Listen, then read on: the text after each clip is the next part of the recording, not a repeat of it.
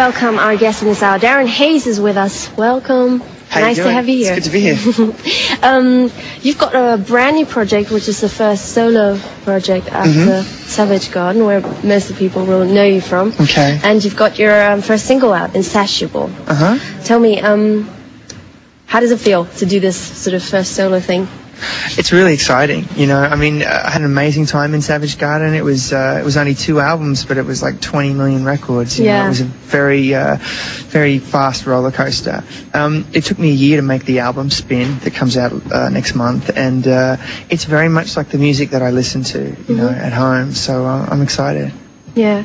So, do you think that people are going to expect a lot of songs that are just like Savage Garden, or do people talk to you about that all the time? Yeah, or? It's funny because I just read a review in a magazine about the album recently, and they hit it on the head. I mean, it is my voice. It is romantic because that's what I'm associated with, but it's much more of an R&B. You know, it's a lot slicker. It's a lot more electronic, I think, than Savage Garden was. So, I mean, you'll see. People will check it out. But the first title, Insatiable, already sounds like, wow. What is it that you can't get enough of? Oh God! I mean, that's a pretty steamy song. You know, it's a love song. It's talking about desire, definitely. I mean, this record is romantic. Right. It's a lover's record, definitely. Wow. Well, we're really looking forward to listening to it also and talking to you some more. Great. Darren Hayes is with us until the end of the show, so you guys should get online on giga.de and into the Stars chat.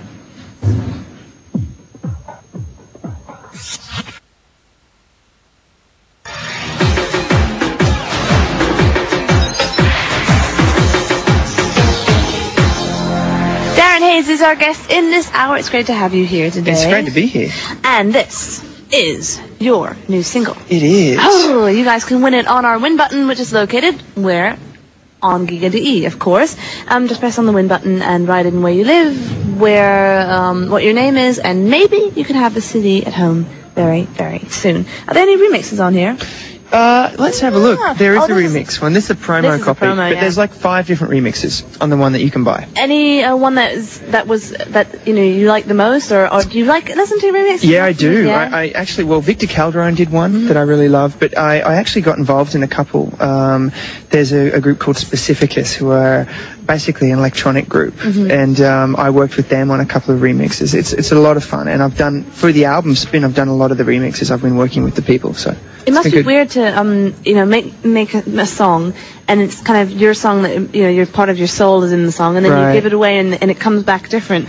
Isn't that it's kind of exciting though, and the thing is sometimes it's scary because sometimes it comes back better, and you think, ooh, why didn't I do that? So it's fun. It is good.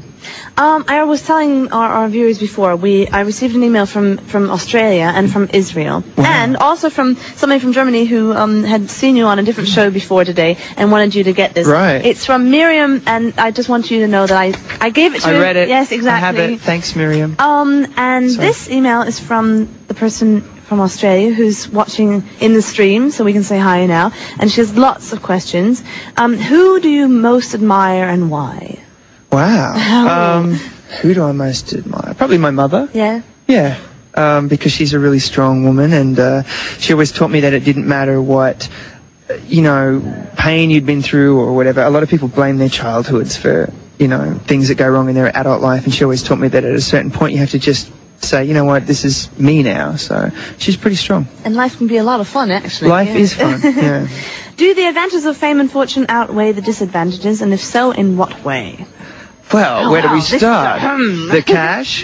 Yeah, look, it's an amazing job. I never feel famous, I have to tell you. I mean, we've sold a lot of records, I guess, in Savage Garden, and I'm lucky to be here today to talk about this record because of this incredible job that I have. But the reality is, yeah, you get flown around the world, and strangers come up and tell you that they love you and you've changed their lives. I get to sing, which is my favorite thing in the world to do.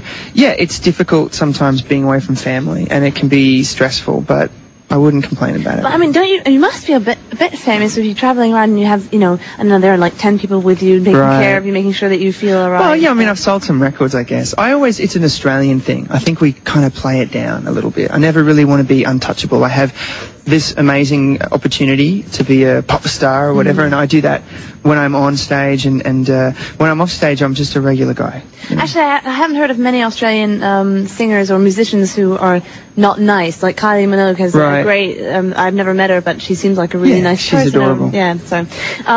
Australians are great people. Yeah. No, that was pretty English. That wasn't Australian, but never mind. If you could play a role in a musical, what would it be and why? Oh, you know, I love musicals. I think I would want to be in Rent. Roger has a great part in Rent. I would have been in the Moulin Rouge. That would have been a good musical to be in. I'd love to do it one day, definitely. Well, we wish you lots of luck. Oh, thanks. And you're going to be here for a couple more minutes. Well, actually for quite a while. Quite a while. I'm going to have to send you over to Zumi really, really quickly because she's going to want to ask you lots of questions. But we're on in a couple of minutes, and you guys can talk to Darren Hayes in our chat room on GIGA.de. Thanks so much.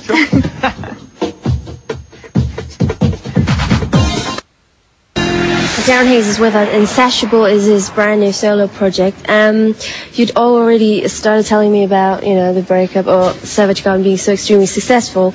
Was the breakup really hard for you? It was really actually a natural progression, to be honest. I think that within the band, because we knew what was going on, it seemed like it wouldn't be that big of a deal. And I think once it was announced and I saw some of the fan reactions in the media in Australia, for example, I realised that it was touching that we meant that much to people. But the reality is, we were 18, 19 when we met. It was like almost 10 years of working together. It was amazing, but we needed to grow. We needed to change. And Daniel just didn't want to be a pop star anymore. So it's pretty difficult to be in a band, when one person doesn't really feel comfortable in the role. So it was pretty amicable, actually. I guess there's so much tension on everybody anyway. Well, yeah, I mean, there wasn't tension between us, but you get to a point where I think we wanted to feel challenged. And to me, this record was it was terrifying to make it, but I'm so glad that I did. I'm glad that I'm on the other side of that challenge. Tell me about that road to your own project. After that sort of was finished. Well,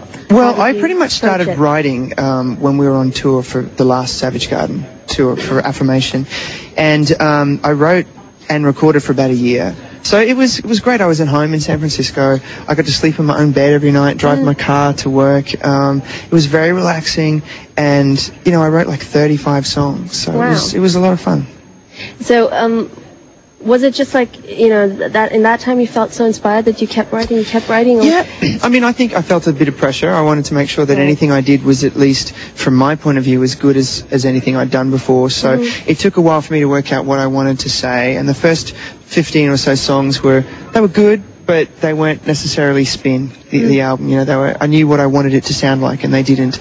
And I just kept working, and I don't know, if I didn't like it, I wouldn't be here today. It was one of those things. I would have just stayed in the studio for years. Right. Yeah. Was there any sort of, like a fan reaction or people telling you something that made you go like, I really need to keep doing this? Or, something that really felt like real big support or... Yeah, I mean, I just know in my own heart, I know that, since I was 5, I knew that I would always sing and jump around and perform. And so for me, it wasn't a question. When I knew that the band was going to stop making records, I just knew that I had to continue on. I knew that I wanted to do that. Yeah. Do you feel like people are welcoming you in that way, and they go like, oh, finally you're back, and we always wanted to... Yeah, I mean, the reaction so far has been wonderful because my expectations are very humble. I feel like I'm a brand new artist, so I don't expect any favours. I'm just out here talking about this song and this record, and if you like it, you'll check it out, and if you don't, oh well. I've made enough money from it. It's not... for me, it's a love of music. It's a love of songwriting. Yeah. Do you feel like you want to produce for a lot of people also, or? I really, I've written a lot of songs and I can never give them away. So I think that I am my own project, and I think that I feel probably more ambitious than I ever have in 8 years of doing this. So at the moment, it's this record's probably going to take 2 years of my life, and at the end of that, I'll think about what I want to do. But right now, it's all about this record. Wow. We're really looking forward to your further career and everything. Oh, cool. And all right. I hope I have a lot more songs to sing to, because I always kept singing I Knew I Loved You. Oh, cool. So I'm sure Insatiable is going to be my next favorite hit of yours. Darren Hayes is with us, and also with you online on GIGA.de.